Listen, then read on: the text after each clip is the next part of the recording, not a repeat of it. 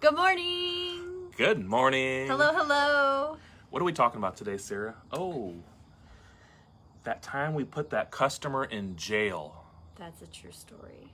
It is. When do you pursue a past due client? But really, we should have put more than one in jail. We probably should have. Yeah. So you want to tell everybody The story? the story behind that? So let's back it up a little bit, right?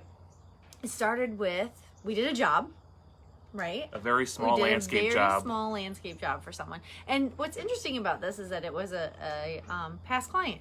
So it wasn't even a new client or anything like that, but it was a small landscape job for an existing client who was on like auto pay for her maintenance services. And we did this small job and, call her up, say, hey, do you want us to do the auto pay on this project as well? No, I'm mailing you a check. Well, long story short, we do have kind of a routine. I love routine and consistency, right? Yes. And it's anytime we deviate from routine and consistency in the processes we have in place, we get ourselves in trouble. But we didn't here, so that was a side note. So we have weekly, we call on or touch base via email, send reminders for our outstanding invoices, no matter what size. And what prompted this conversation today is that I was saying it's a pain in the butt to send someone or deal with a past due of $40. Like, it takes me the same amount of time to call a past due for $40 as it does for $10,000. So it's irritating to me when my overhead is being sucked by a $40 past due. But anyway, this was $1,000 some odd dollars. It's a $1,000 landscape job. Yep. So they did the job. Client didn't pay. So we went through the outline we have of procedures of overdues. And long story short, it went to the attorney. The attorney pursued it to court at our request. And the client didn't show up to court twice, so she got arrested. They issued a warrant out for her, and they snatched her up and threw her in jail for like 6 hours. Yeah. While she was waiting for money to get out of jail. So she doesn't like us. But that's okay, because we don't... Pay your damn bill.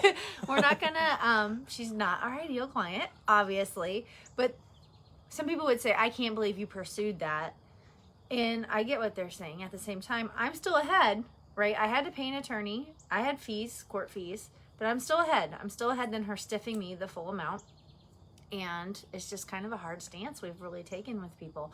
We would pursue a client that hasn't paid their bill no matter what amount. Now, I may not pursue them to that extent, right? But I'm still going to keep sending them reminders. I'm still going to send them a demand letter. And then at a bare minimum, I'm going to ask the attorney to send them a letter as well. And what I found out is most of our past dues that we do have, which are typically very minimal. We have been very lucky with that and been very fortunate, but most of them are actually very small quantities typically. Mm-hmm. So I don't think we've ever had anybody stiff us on, several thousands of dollars and never recover our money on that. So I don't think my so either. point is that, don't deviate from your traditional way of doing business. So for instance, on this one that we do have right now, it's a $40 past due. We deviated from that. Our mowing is a seasonal mowing, and the customer called in for a one-time cut, and we never usually take one-time cuts, but we did this time because we felt sorry for the lady. She didn't pay us. Right. So that's kind of the gist of what we're trying to say here is try to stay with your normal procedures. For sure. And follow up. And when we deviate, we get ourselves in trouble, and that's what happened with this $40 person. We mowed her lawn, one-time cut, which we had taken a stance of, hey, we just don't mess with them. And she didn't pay, so that's the way it goes. We did have that one client who didn't pay, and we put a lien on their property. Yeah. And we did that ourselves. So I went to the courthouse, put a lien on their property, and we didn't get paid for a year, 2 years? Like a couple of years, yeah. And lo and behold, all of a sudden they were selling their house, and the courthouse or whoever company calls, title company says, oh, hey, you guys have a lien on this property. And we got Yes, paid. we do. Yep. So follow up, get your money, folks. For sure. It's yours. You work hard. You work hard. Everybody works hard. You didn't work for free. Have a great upcoming Labor Day weekend. Enjoy some barbecue, and we will. we'll see you next week. Check us out on Turfs Up Radio. Talk to you guys later. Take care. Bye-bye. Bye.